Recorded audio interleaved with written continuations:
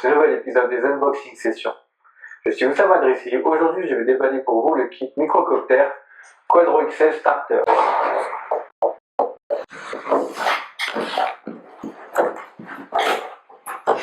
Alors,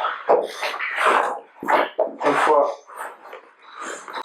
les choses enlevées,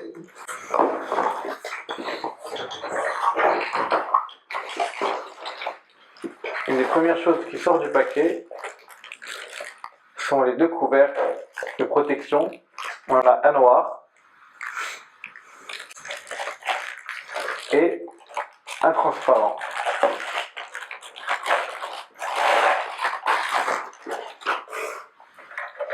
Ils ont 8 faces.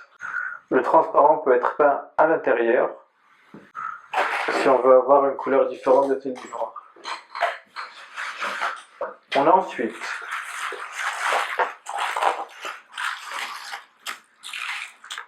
un set de 8 hélices clockwise et counterclockwise 12 x 4,5 de la marque EPP et avec comme matériau NI.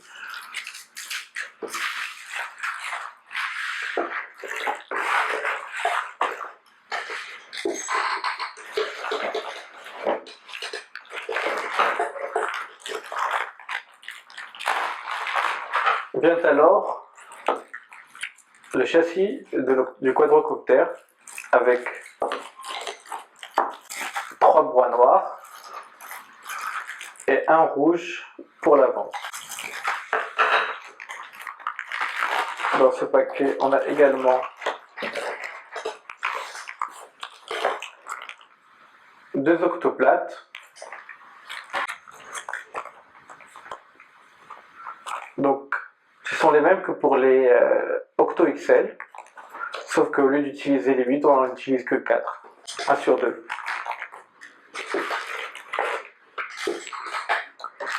Il y a également tout un set de visseries avec des entretoises en plastique et certaines vis en métal pour assembler l'ensemble du châssis. Ensuite,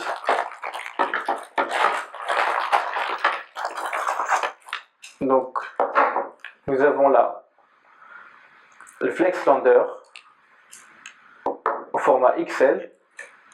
Donc c'est le pied du drone. On a deux parties comme ça avec les deux tiges et les vis pour assembler.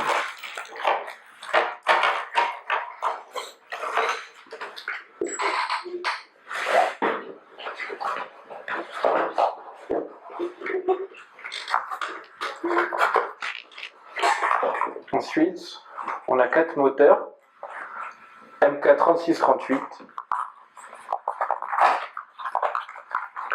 dans chaque boîte. Donc on a le moteur,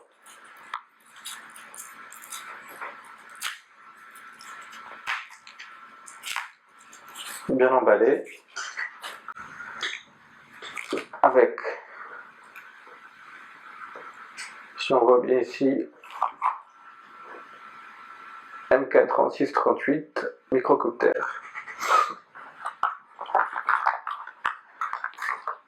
Et dans chaque paquet, il y a également un support d'hélice, diamètre 5 mm, avec les vis pour les fixer. Enfin, il y a une dernière boîte. Et dans cette boîte, nous avons le lipo holder avec la plaque inférieure et supérieure.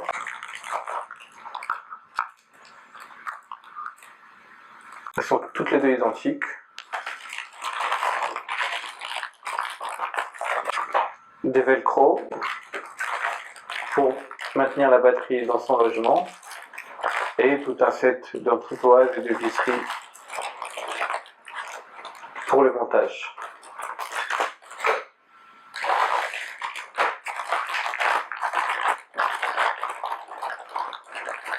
On a des câbles siliconés qui serviront essentiellement pour relier les LED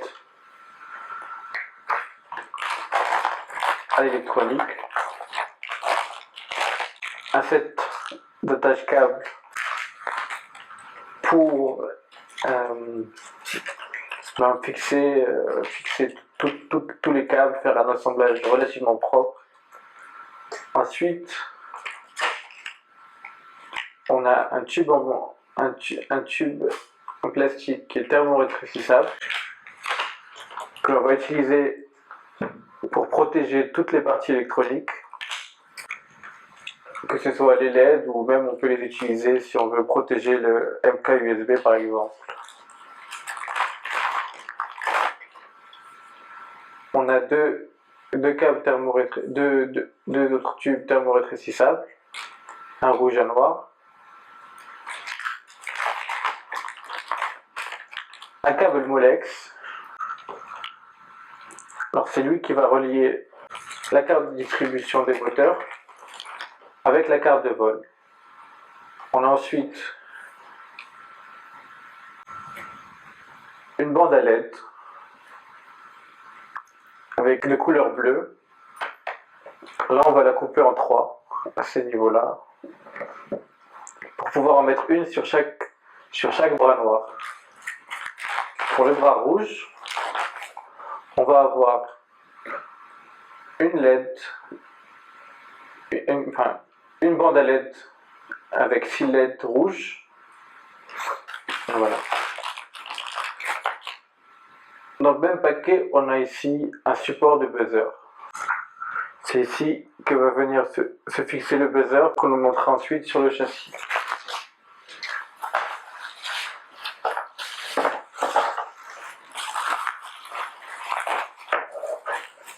Ensuite, nous avons là la carte de distribution, qui est une carte identique à celle utilisée pour l'octocopter, sauf que celle-là, au lieu d'en avoir 8, à 4 contrôleurs. Donc là, on a des contrôleurs de moteur brushless, un pour chaque moteur, et de nouveauté dans les nouvelles livraisons de microcoptères, c'est que le câble d'alimentation des batteries jeans est d'office soudé à la carte. C'était une des difficultés que l'on avait dans les assemblages. Nous avons également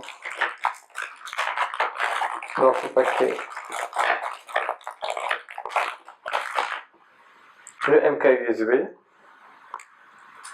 Donc le MK USB est la carte qui permet de communiquer entre votre ordinateur et votre microcopter. Avec la carte, il y a une fiche pour relier à votre microcopter et un câble USB pour relier à votre ordinateur. On a également de la Loctite de 243. Donc la Loctite est un produit pour fixer les vis à teneur moyenne. C'est important d'avoir un produit à teneur moyenne.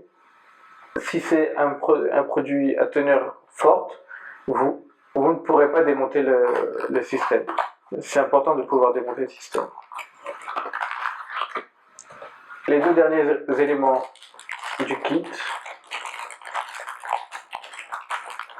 le buzzer, dont on a vu